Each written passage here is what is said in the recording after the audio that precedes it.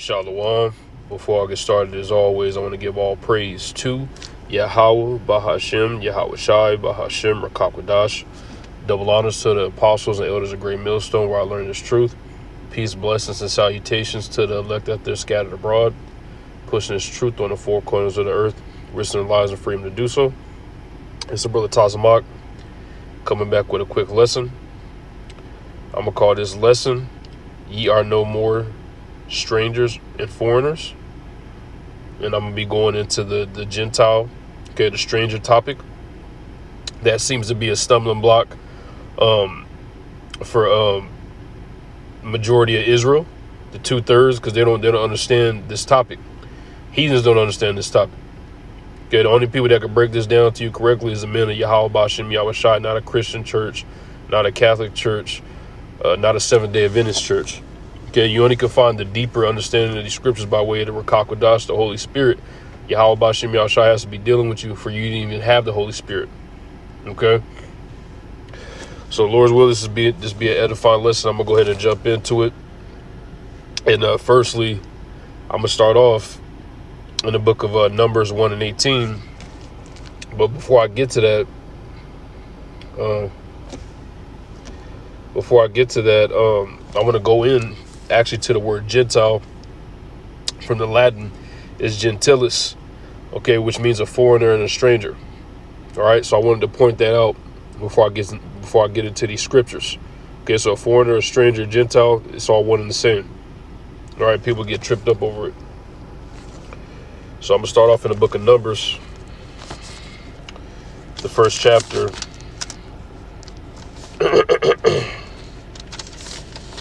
I'm gonna go to the 18th verse.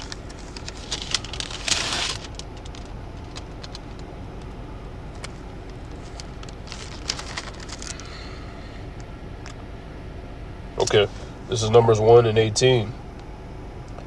And they assembled all the congregation together on the first day of the second month, and they declared their pedigrees after their families. And you know, your pedigree is your ancestry, or your ancestry tree that you descend from. Okay, a pedigree chart. Okay, your lineage, where you descend from. And it says, after their families, by the house of their fathers, according to the number of the names from 20 years old and upward by their polls. But the part I want to highlight, it says they declared their pedigrees after the families by the house of their fathers, showing you that you are whatever your father is. Okay, so majority of people get tripped up on, okay, I got, you might have a guy that looks like a Moabite come up to the camp. You can't just judge off appearance. Oh, Sheng Sai, whatever the hell, give an example, whatever his name is. All right, you can't just judge off of physical appearance. You got to go by what his father is. Okay, look at his father's spirit. How did his father's spirit? How did his grandfather's spirit look? You don't judge off of physical appearance. Oh, he's white. No, try his spirit out, vet him. Okay, because his brothers all around. His brothers in the UK that might look like so-called Edomites, but we know by the spirit those are Israelites. Okay, and you're whatever your father is. People say, "Oh, well, I'm mixed." That's not real. Okay, now you could. Now, say your father's Judah, you're a Judite. You're from the tribe of Judah. Okay, and your mother's Issachar. People are like, well, I'm mixed, because they like to say that shit because they got the good hair and all that. That's not true. You're from the tribe of Judah because you're whatever your father is. Now, you might have the good hair or whatever because your mom. That's what's up. Okay, but you're still from the tribe of Judah. You're whatever your father is. My father is from the tribe of Judah. So what does that make me? From the tribe of Judah. Okay, and my sister, I have a sister that obviously we have the same mom. I'm not going to say obviously Slaki, but we have the same mom. And her father is from the tribe of Issachar. So guess what? She's from the tribe of Issachar. We're from two different tribes because we have two different fathers. Okay? We didn't come from the same, we don't come from the same family tree. Her father is from the tribe of Issachar. I'm from the tribe of Judah. My dad was from the tribe of Judah. I'm from the tribe of Judah. So just throwing that out there. You don't just look at their appearance. Oh, that's not an Israelite. That's a, that has to be something else. No. Okay? So next precept I'm going to get is in the book of Sirach.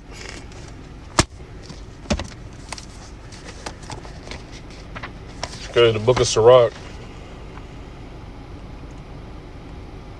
11 and 2. Okay. And it says, commend not a man for his beauty, Meaning, don't give a man praise or approval, okay, over the quality of how he looks. Basically, an Israelite. Okay, if somebody walks up and he looks like a so-called black man, you from the tribe of Judah? Come on. If somebody walks up and they look like they're Issachar, you from the tribe of Issachar? Come on. Yeah. Look at the spirit. Okay, because it says, neither abhor a man for his outward appearance, meaning have like disgust, hatred for his appearance, because that's like I was going into earlier. If a so-called Moabite walks up, you don't just say, "Oh, you're a Moabite, leave." Try, you had to look at the spirit. What's your father, man? You know what I mean? Oh, he's Chinese. Where's your grandfather? He's Chinese. But the average person is gonna say those terms because they don't understand the scriptures. You gotta try the spirit. If you're able to get this wisdom, knowledge, and understanding, the Lord is dealing with you. And I mean in the right way, not just bits and pieces, the 100% truth. The Lord is dealing with you, So we don't just look at the outward appearance. Oh, he looks white. Nope, you can't come in the camp. How's his spirit?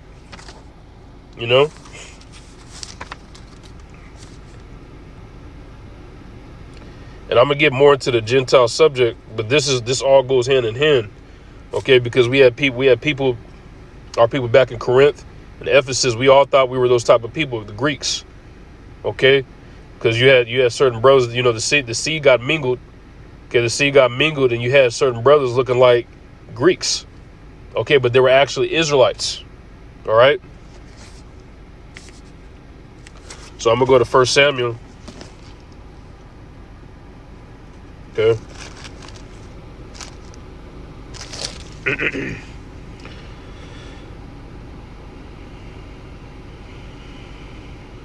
Here we go. I'm gonna get 1 Samuel, 16th chapter.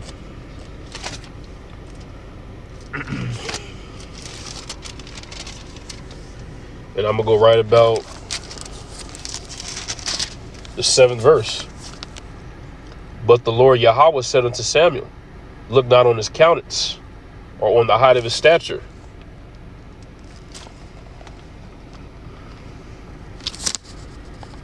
Yeah, it's like 1 Samuel 16:7.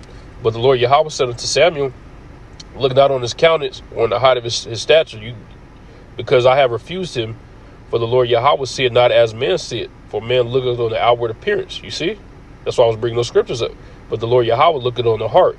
The heart going to the Hebrew la'ah, but right here it's talking about the spirit, soul, because that's what the Lord looks at. He don't look at that he's a white boy. He looks at your spirit. Okay? That's how the Lord sees us. He don't see, that's a foreign woman, I wouldn't judge her. No, he's looking at her spirit. That's an evil bitch that's gonna get judged. Okay? So we're not supposed to just judge off of the countenance, the facial expression, the face. Oh, that's a white boy. Oh, that's a Chinese. He can't be in the camp. Oh, that's a Hamite. He can't be in the camp. We look at the spirit. Okay? Just like Yahweh Bashim Yahweh Shai, we're one and the same. We operate on the same frequency. Yahweh Shai isn't gonna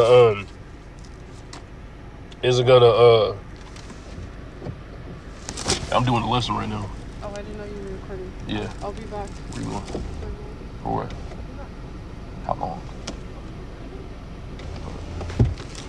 Slovakia. But as I was going into you can't just judge a man off of how he looks. Okay? You judge him by the spirit. Okay, we're the mouthpiece of the Heavenly Fathers. We were on the same accord. Okay? Now I'm gonna go to the book of Ephesians next. I'm gonna bring out 2 more scriptures. And then I'm gonna get ready to close.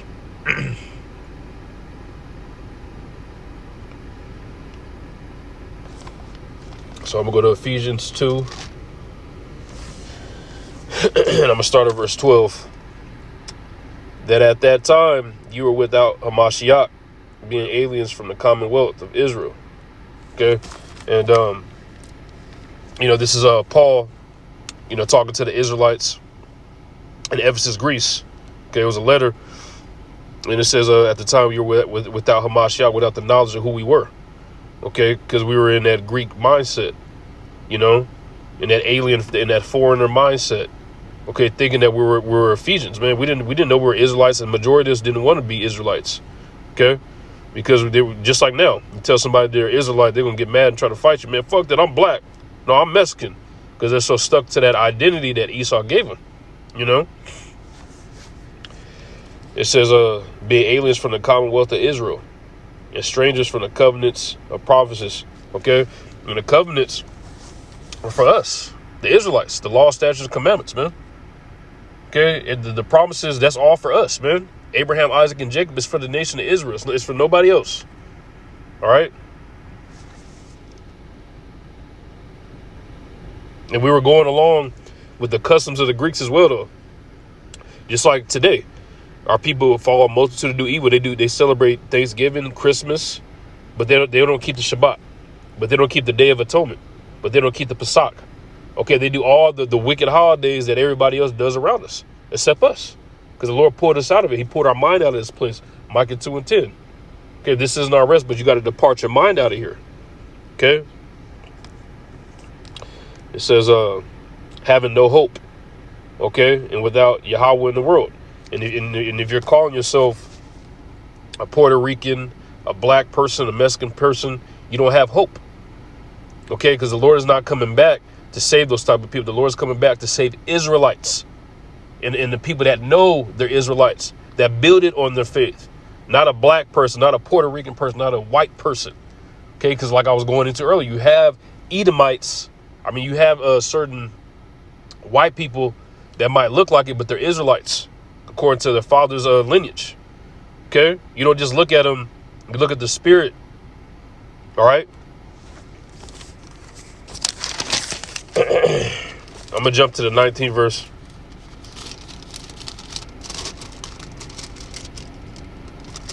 And another thing, if you call yourself those titles, man, you don't have no faith. Okay? Those titles aren't pleasing to the Heavenly Father. So Ephesians 2:19. Now, therefore, ye are no more strangers and foreigners. Okay? And Apostle Paul is saying this for a reason. No longer in that state of mind that we were in. Okay, that Ephesian, that Greek state of mind that we're in.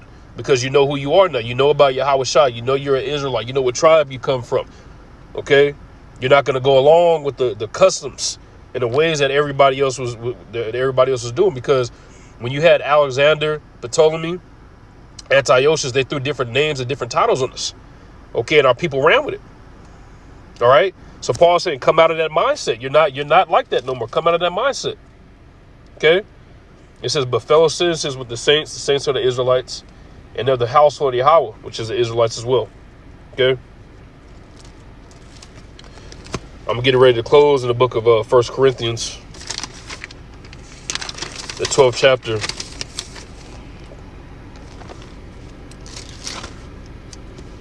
And I'm going to start at the first verse. Now concerning spiritual gifts, brethren, I would not have you ignorant. Ignorant on what? A lot of people are ignorant on this subject that I'm speaking about here. Gentiles, strangers, okay? People don't understand it. They just think that they don't understand the difference between the natural strangers, which are the people of the other nations, okay? And then the unnatural strangers, the Israelites scattered among those nations, thinking we were the people of the nations, okay? And taking on the customs and the way of them. Okay, just like an example, Uriah the Hittite. Okay? The reason why they would throw these titles on us is because we grew up in those lands and we were raised in the customs of those other nations. Okay, but in reality, a lot of us were Israelites. Remember, the seed, we were scattered among the four corners of the earth. So we got Israelites in, you might have Israelites in China. You might have Israelites in Brazil. Of course you do. But I'm trying to give some better examples. You have Israelites in Europe. Okay, you have Israelites in Spain. You have Israelites in Africa.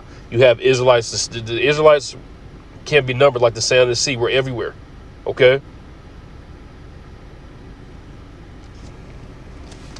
I'm going to jump to verse 2. 1 Corinthians 12:2. Ye know that you were Gentiles, okay, carried away into these dumb idols, even as you were led. It says we were Gentiles because we're in that Gentile state of mind. Okay, we thought that we were Greeks. We didn't want to be called Israelites. We didn't want to keep the customs because it wasn't cool. Nobody else was doing it. Also, the persecution that came along with keeping our customs. These people were demons to us. Okay, they didn't want us to know who we are, just like today. You call yourself a Greek or else. The Hellenization. That took place during, Antiochus, Alexander, You know, those are wicked, wicked rulers. And the Lord dealt with them in the end. Okay. And, something else I wanted to point out is, during that time we fell away from the grace of the Most High, so we started calling ourselves all these different titles, during the time of us being, in Corinth. That's what I meant to say, Salakia. And the various other, we weren't just in one captivity, we were in several captivities. So our people are so easily, scriptures talk about us wondering, going from different philosophy to philosophy. Our people are always, oh, that's a good philosophy, the Canaanite God. Oh, that's a good philosophy, the Moabite God. Okay, so that's why the Lord put hell on us, and had us, forget who we were. Just like in today's world, we have forgot who we were until Elder Abba Bivens got risen back up. Okay. But these other nations, another point I make, these other nations are always going to be strangers, okay, foreigners, and Gentiles. All right. We are the nation of Israel. These other nations are heathens, they're strangers, foreigners. All right. So Lord's will, this was an edifying lesson. With that, I'm going to say shalom.